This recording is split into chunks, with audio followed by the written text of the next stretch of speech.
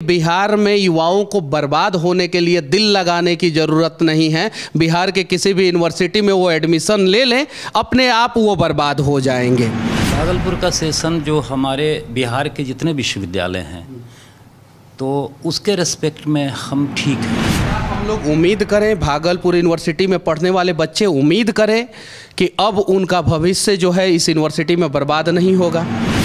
ये कर रहे हैं, समाज के लिए जागरूकता फैला रहे हैं, क्वेश्चन नहीं कर रहे हैं बल्कि हम लोगों को भी जगा रहे हैं। अब उम्मीद है कि इस बार बिहार में नया सवेरा होगा। उम्मीद है कि भागलपुर यूनिवर्सिटी में पढ़ने वाले बच्चों के भविष्य का नया सवेरा होगा। उम्मीद है कि भागलपुर यूनिवर्सिटी को ये सभी लोग जो है मिलके बदलेंगे।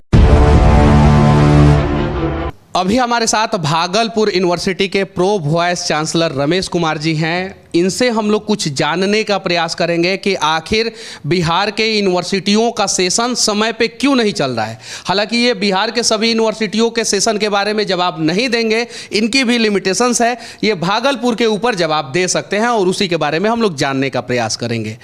पहला सवाल ये है कि भागलपुर यूनिवर्सिटी का भी सेशन जो है वो समय पे कंप्लीट नहीं हो रहा है और अनेकों तरीके का अनियमितता का आरोप लग रहा है। तो यूनिवर्सिटी का सेशन समय पे कैसे कंप्लीट होगा?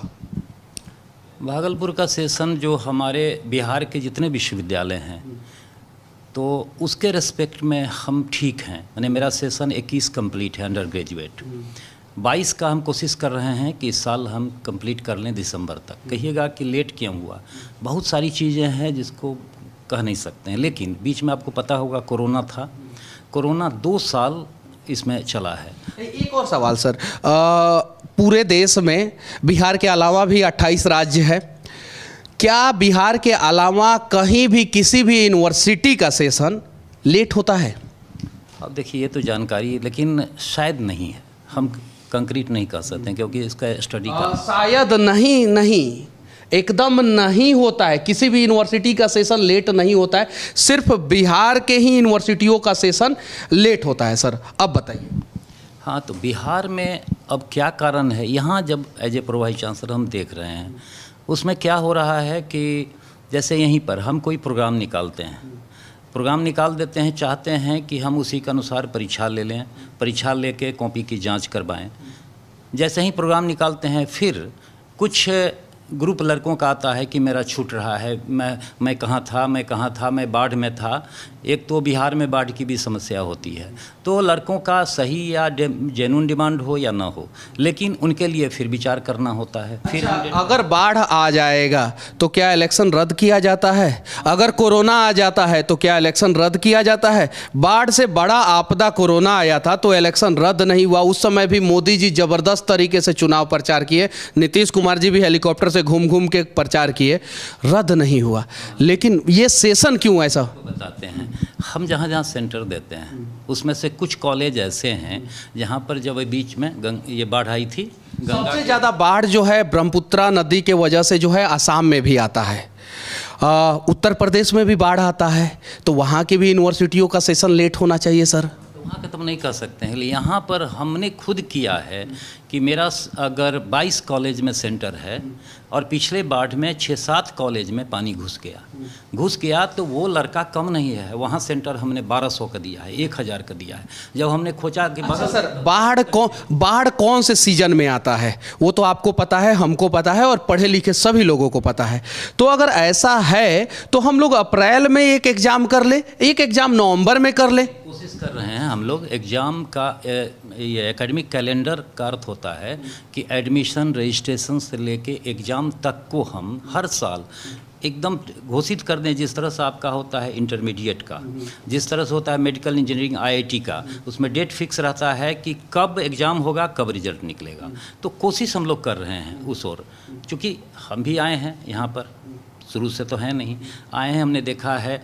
बीच में जिस समय हम आए 20 में, वो शुद्ध कोरोना काल था।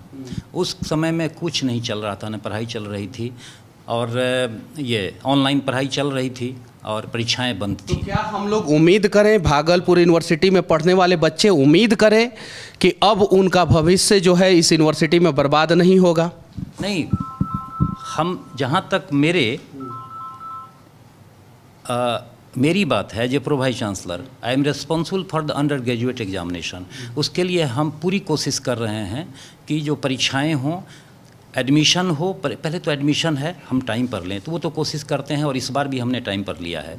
परीक्षा भी टाइम पर हो जाए। कुछ जो दिक्कतें हैं, जो लोकल दिक्कतें होती है, उसको दूर करेंगे और हम होप करते हैं कि सवाल मैं थोड़ा सा लिंक से हट के पूछ रहा हूँ, शायद पता नहीं आपको अच्छा लगे या बुरा, मैं पहले ही माफ़ी चाहता हूँ। ऐसा कहा जाता है कि बिहार में युवाओं को बर्बाद होने के लिए दिल लगाने की ज़रूरत नहीं है। बिहार के किसी भी यूनिवर्सिटी में वो एडमिशन ले लें, अपने आप वो बर्बाद हो जाएंगे। क्या ये बात सत्य है या असत्य है?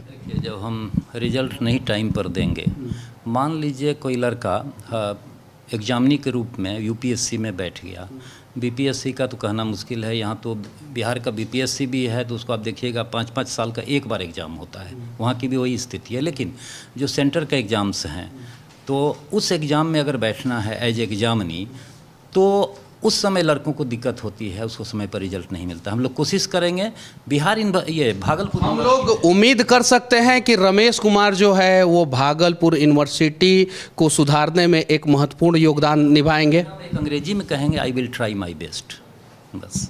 चलिए ठीक है, अच्छा लगा। पिछली बार बहुत हॉट टॉक हुआ था, बहुत सारे मुद्दों पे बातचीत नहीं हुई थी। उम्मीद है कि इस बार बिहार में नया सवेरा होगा। उम्मीद है कि भागलपुर यूनिवर्सिटी में पढ़ने वाले बच्चों के भविष्य का नया सवेरा होगा। उम्मीद है कि भागलपुर यूनिवर्सिटी को ये सभी लोग जो है मिलके बदलेंगे। चूँकि यूनिवर्सिटी से ही किसी भी राज्य का भविष्य का निर्धारण होता है। अगर यूनिवर्सिटी किसी राज्य का सही नहीं हो और वहाँ पे बच्चों का, युवाओं का भविष्य बर्बाद किया जाए, तो किसी भी राज्य का भविष्य नहीं बन सकता है। तो आप लोगों के ऊपर बहुत बड़ी जिम्मेवारी है। उम्मीद है कि आप लोग उस जिम्मेवारी का निर्वाह करते हुए बिहार को बचाने का, बिहार के युवाओं के भविष्य को बचाने का प्रयास करेंगे। सर जय हिंद। सर आप भी कम से कम ये कर रहे हैं, समाज के लिए जागरूकता फैला रहे हैं, क्वेश्चन नहीं कर रहे हैं, बल्कि हम लोगों को भी जगा रहे हैं। आप थोड़ा पिछली बार के लिए मैं माफ़ी चाहता हूं, चूंकि पिछली बार आपसे बहुत हॉट टॉक हुआ था, झगड़ा हुआ, तो मैं उसके लिए माफ़ी चाहता हूं। लेकिन सर मैं बताता हूं सर, आप लोगों का के प्रति हमारे भी दिल में बहुत जगह है, चूँकि हमें भी किसी गुरु ने पढ़ाया है, तभी मैं इस मुकाम तक पहुँचा हूँ। लेकिन क्या करें सर, कुछ चीज़ें हैं जो बदलना होता है। एक बात और कहते हैं, जब भी आदमी को गुस्सा आता है, कुछ हॉट टॉक होता है, वो आदमी ईमानदार होता है, बस। थैंक यू सर और जय हिंद।